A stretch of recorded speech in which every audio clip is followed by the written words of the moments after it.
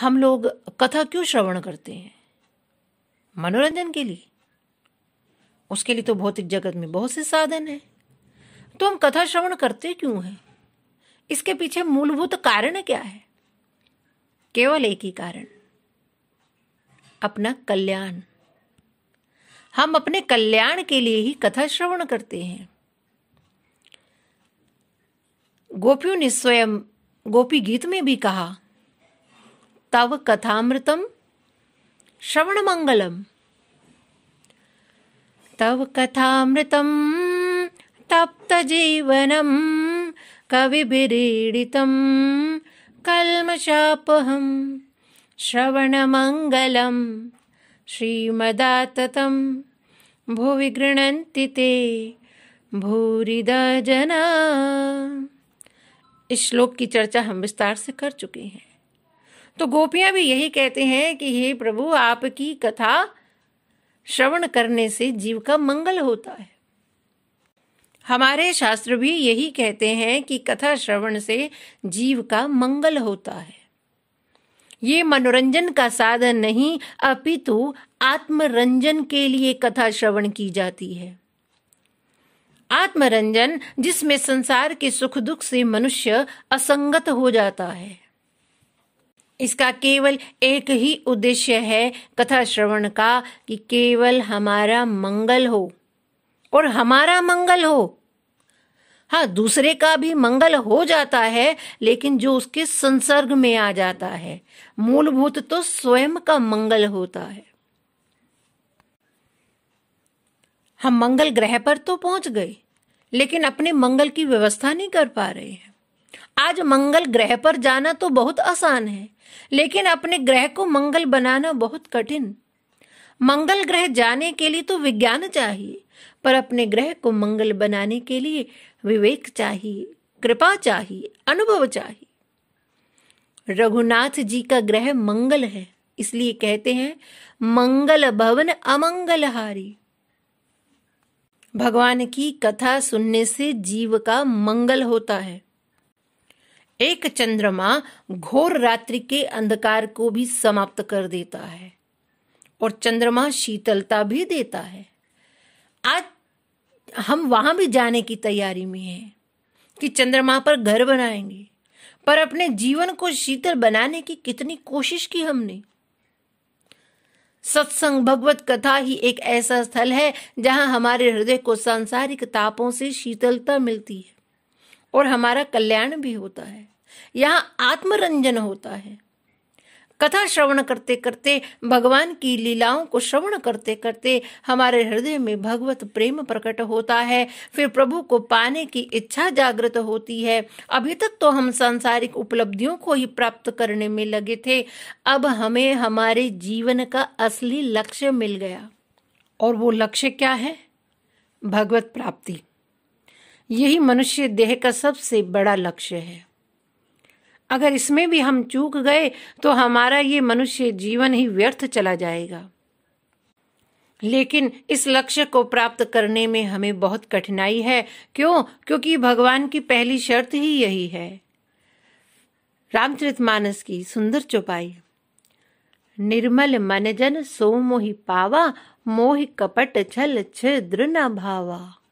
भगवान कहते हैं कि जिसका हृदय निर्मल है उसे ही मैं प्राप्त होऊंगा।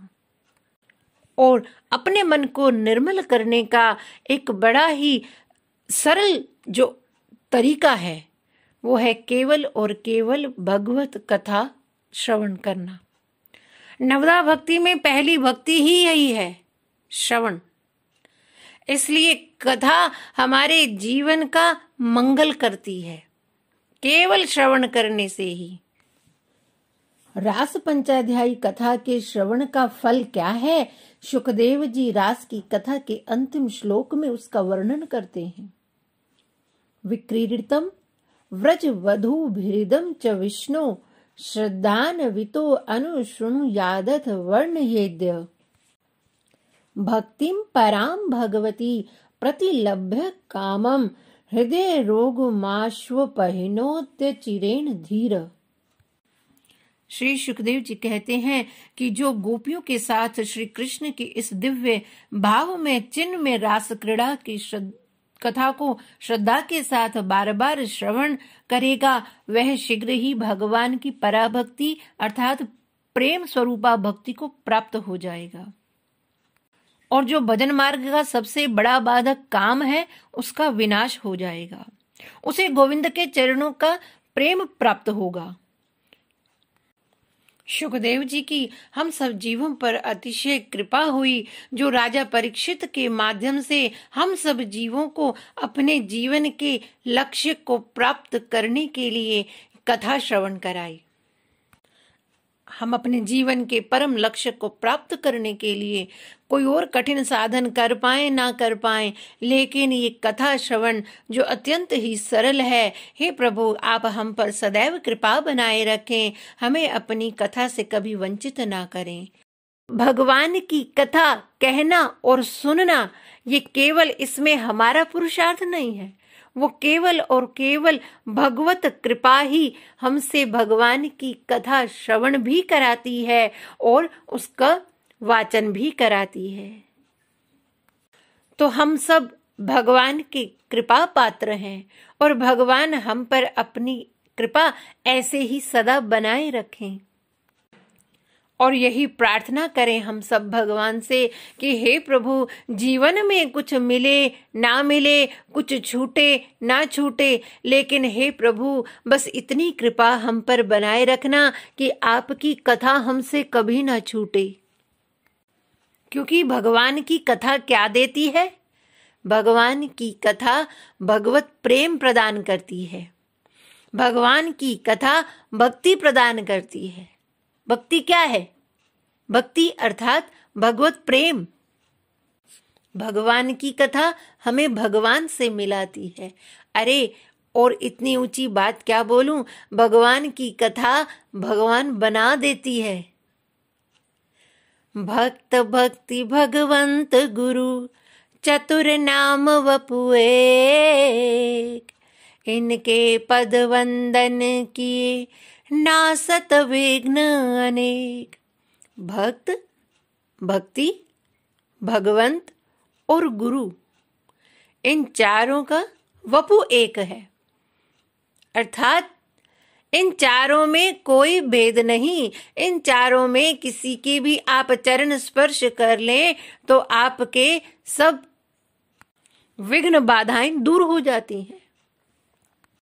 कथा श्रवण करते करते, भगवान के गुणों का गान करते करते, भगवान के जो गुण है वो भक्त में भी प्रवेश कर जाते हैं। इसलिए फिर भक्त और भगवान में कोई भेद रह नहीं जाता है। प्रेम इस ऊंचाई पर हो जाता है कि भगवान स्वयं अपने भक्त के सेवक बन जाते हैं।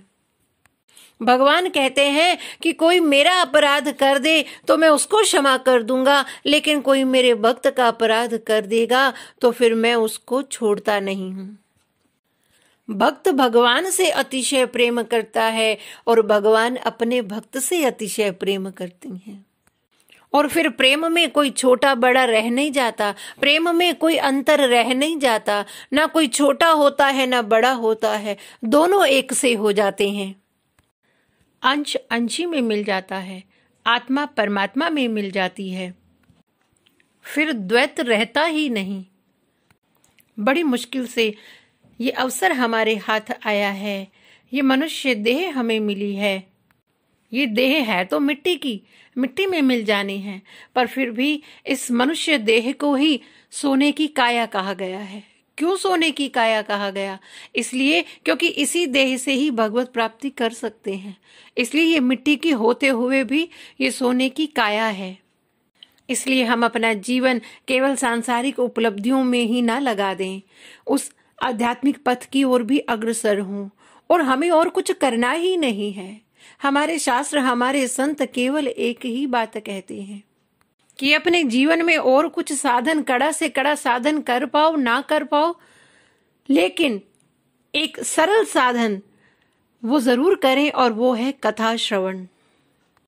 हमारे भीतर इतने दोष हैं कि हम अपने दोषों को मिटाने में सर्वथा ही असमर्थ हैं।